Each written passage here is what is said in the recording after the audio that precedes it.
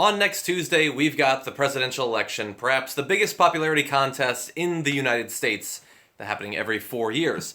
But why do we have to wait until Tuesday to find out which is actually more popular between Hillary Clinton and Donald Trump? Thankfully, we've already got social media, and thanks to how weird this election has been, and the huge amount of back and forth, usually descending into the most juvenile sorts of insults and supporting white supremacist posts and things like that, that has been given to us by Twitter. And so in this video, we're going to compare the social media success on Twitter of Hillary Clinton and Donald Trump and see who is the most popular. See if perhaps we can learn something about their chances on Tuesday by analyzing how much viral reach they've actually managed to have. And I want to thank Vocative for putting together a little infographic that I'm going to be drawing some of this information from.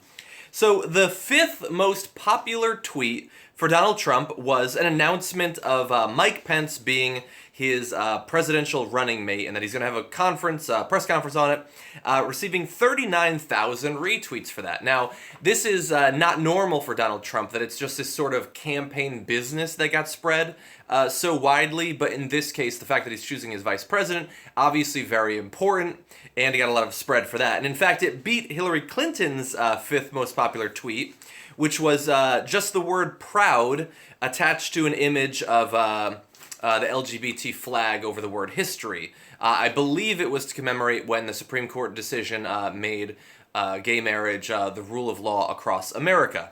And so you can debate which of those is the better tweet. She got 38,000 retweets. Now, number 4 for Donald Trump was this. And this is much more typical of his social media activity, and so I love that it's so highly ranked for him. The media and establishment want me out of the race so badly. I will never drop out of the race. Will never let my supporters down. Hashtag MAGA with 41,000 retweets. And that sort of very aggressive tone and combative attitude is one of the things that, of course, his supporters love about him. And so that was very popular. Number 4 for Hillary Clinton, 2,000 fewer retweets, getting 39,000, has a picture of a little girl meeting Hillary Clinton, and it says, "To every little girl who dreams big, yes, you can be anything you want, even president, tonight is for you." And that was the 7th of June. I believe that that was the night that she received the actual nomination. So again, you can compare those two. They're basically randomly chosen, but one having to do with the fact that the establishment is trying to force him out, versus her saying that you can be anything you want to be. Now, the number 3 most popular Trump tweet was actually his statement on the grab 'em by the pussy video. It was, "Here is my statement, 8th of October, attached to the video of him looking like a very angry hostage being forced to make a public appearance or public statement." 53,000 retweets. Hillary Clinton's third most had to do with One Direction. "The boys are right. We need everyone's help to get the planet moving in the right direction." Hashtag Action1D with 60,000 retweets. I think that has something to do with climate change. If so, it's a good message. I have no interest in One Direction, though, and I would prefer that celebrities not be so closely involved in the actual election. Now, number 2 for Trump, 82,000 retweets. Probably far more retweets than everything I've ever tweeted combined. It was a picture of him eating a taco bowl with the message, "Happy Cinco de Mayo. The best taco bowls are made in Trump Tower Grill. I love Hispanics." And that was his second most popular tweet. I'm going to go out on a limb and say the reason it's so highly placed is not because his supporters loved it so much, is because a lot of people made fun of it, including myself. But I can't say for sure. I can say that the second most popular Clinton tweet was, and this is from April of 2015, "I'm running for president. Everyday Americans need a champion, and I want to be that champion." Now, we can quibble over how much she actually meant the thing that she wrote in that, but it is funny that her announcement received, let's see, it looks like 17,000 more retweets than his second most, which was him sort of pandering to, I guess, Hispanics that haven't heard him say anything else about them, perhaps. So that was number 2. Let's see, number 1 Trump tweet with 166,000 retweets. "How long did it take your staff of 823 people to think that up? And where are your 33,000 emails that you deleted?" And that's tweeted at Hillary Clinton. 166,000 retweets. That is an amazing viral reach for Donald Trump.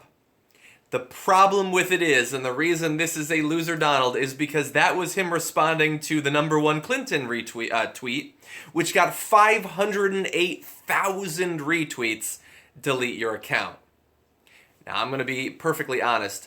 I found that to be kind of insufferable, especially the reach that it had, and seeing it go everywhere, and then for weeks afterward, everybody typing delete your account. Ugh. But 508,000 retweets. Now, look, the reason this is loser Donald is I don't think anyone is, at least I'm not, nobody I know, is enthusiastically following the social media activity of Hillary Clinton. But Donald Trump is supposed to be the reality star, the guy that gets people fired up, who has reach on social media, just naturally, all these people sharing his stuff. And yet, it looks like he doesn't have the skills of Hillary Clinton, or at the very least her staff, since it's much more likely that her staff came up with that than Hillary Clinton did.